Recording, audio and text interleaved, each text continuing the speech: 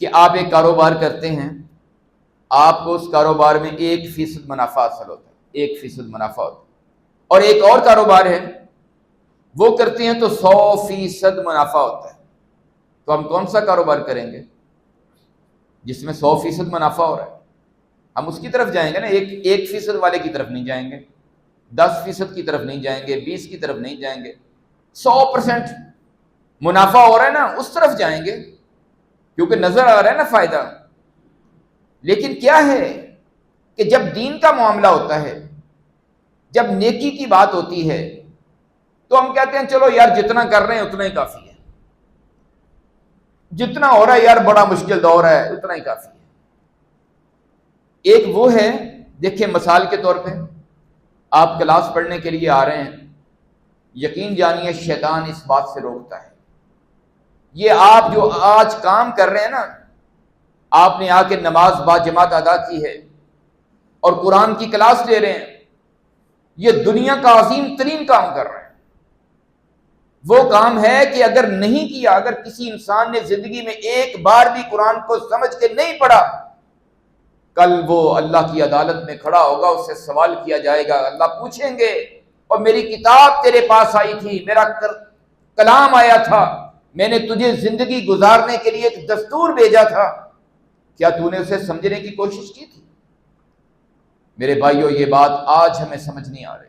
آج شیطان ہمیں سمجھانے کی کوشش کرتا ہے، یار نیند بڑی اچھی ہے، دیکھو تم اٹھ کے آئے ہو اور یہاں بیٹھے ہو، کتنے لوگ ہیں جو آرام سے سوئے ہوئے ہیں، اے سی چل رہے ہیں اور نرم بستروں پہ سوئے ہوئے ہیں جناب، بڑے آرام سے صبح اٹھتے ہیں، اور آپ ہو کہ تم اٹھ کے جناب اٹھتے ہو۔ شیطان یہ دوڑ لگاتا ہے،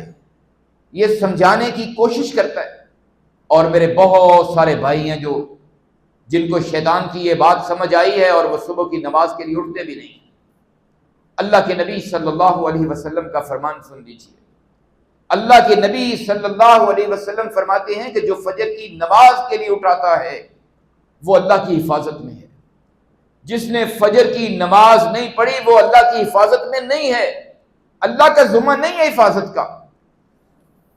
کتنی بڑی، یعنی آغاز ہی اس شخص کا ایسے ہو رہا ہے کہ وہ اللہ کی حفاظت میں نہیں ہے۔ اور یہ کہا کس نے؟ جو زبان کائنات کی سب سے سچی زبان ہے، اس زبان سے یہ پتا چلا ہے کہ فجر کی نماز کے لیے اٹھ کے آنے والا اللہ کی ذمہ داری میں آ جاتا ہے، وہ اللہ کی حفاظت میں آ جاتا ہے۔ اور پھر وہ لوگ جو کلاس بھی پڑھتے ہیں اور اس کا اہتمام کرتے ہیں، شوق سے قرآن کو سمجھنے کی کوشش کرتے ہیں، اور پھر بہت سارے ایسے بھائی بھی ہیں الحمدللہ ہماری کلاس میں جو اس بات کی بھی فکر رکھتے ہیں کہ یار میں کلاس پڑھ رہا ہوں نا، میں قرآن مجید کو سمجھ رہا ہوں، تو میں دوسروں تک بھی اس کی دعوت پہنچاؤں۔ وہ کبھی کسی کو کہتے ہیں، کبھی کسی کو کہتے ہیں، یار یہ کلاس ہوتی ہے آپ بھی دیا کرو، آپ بھی سمجھا کرو۔ تو میرے بھائیوں، جو سویا ہوا ہے یا جو صرف خود ہی کلاس پڑھ رہا ہے، کسی کو نہیں کہہ رہا، یا جو دوسروں کی فکر کر رہا ہے کہ میرے کسی دوسرے بھائی تک بھی یہ بات پہنچ جائے، کیا درجے میں وہ برابر ہو سکتے ہیں؟ یہی بات اللہ نے آج کے سبق میں سمجھائی کہ جتنی آپ کوشش کریں گے آپ کو اتنا ہی درجہ ملے گا، آپ کا جنت میں مقام اتنا ہی بلند ہوگا۔ جنت میں تو انسان اگر بہتر کام کر رہا ہے انشاءاللہ چلا جائے گا، لیکن وہ مقام وہ نہیں پا سکے گا جو ان کو ملے گا جو کوشش کرتے ہیں۔ اس لیے دین کے معاملے میں انسان، ہر آدمی کی یہ کوشش ہونی چاہیے، اگر مجھے سیدھا راستہ ملا ہے، اگر میں کسی سیدھی لائن پہ چڑھا ہوں، تو میں دوسروں کو بھی یہ بات بتلاتا رہوں کہ اگر زندگی میں بھی کامیاب چاہتے ہو اور آخرت میں بھی درجات چاہتے ہو تو پھر دوسروں کو بھی نیکی کا بتلایا کرو۔